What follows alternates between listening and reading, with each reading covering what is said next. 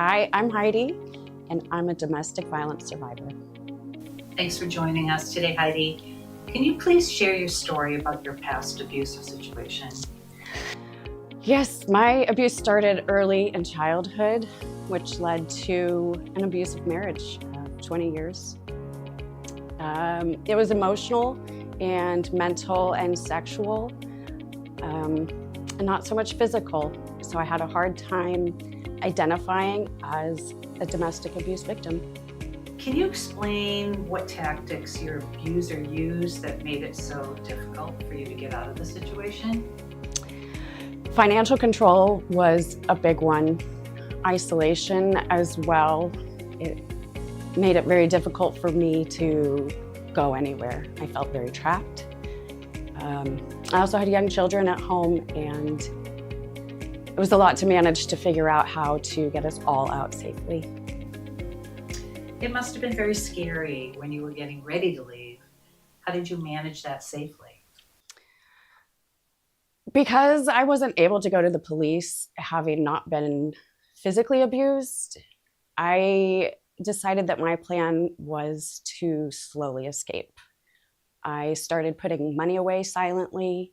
I started making a plan to move, finding a safe place, getting an attorney,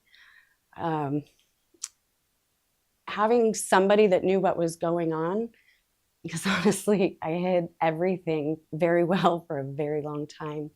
It was very hard for anybody to believe me, let alone imagine that that was going on in our home. So just having one safe person to call was extremely important.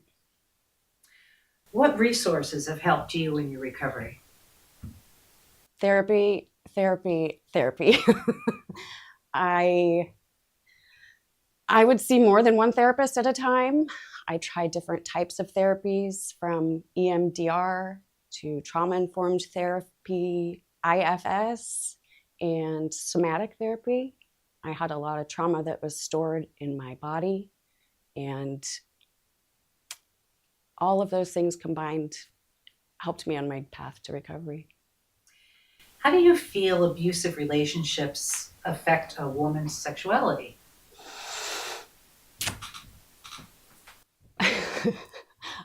I would say, how don't they?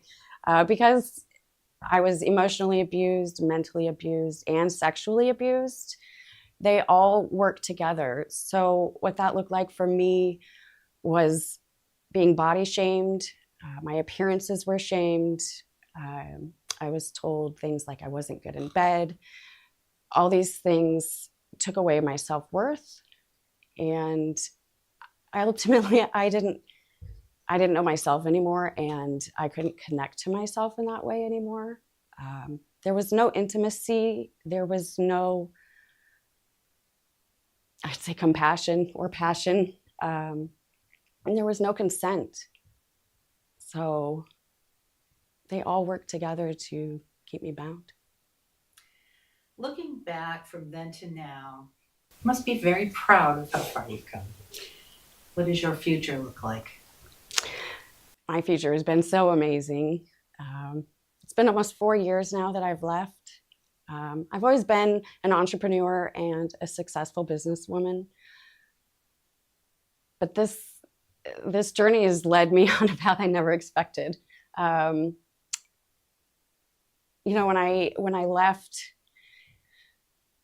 left not only my relationship, but my hometown, I left my house, I left everything I knew. I was packing my home, and I took down my wedding portrait from the wall, and I looked at it, and I promised myself that I would replace it with a beautiful photo of myself.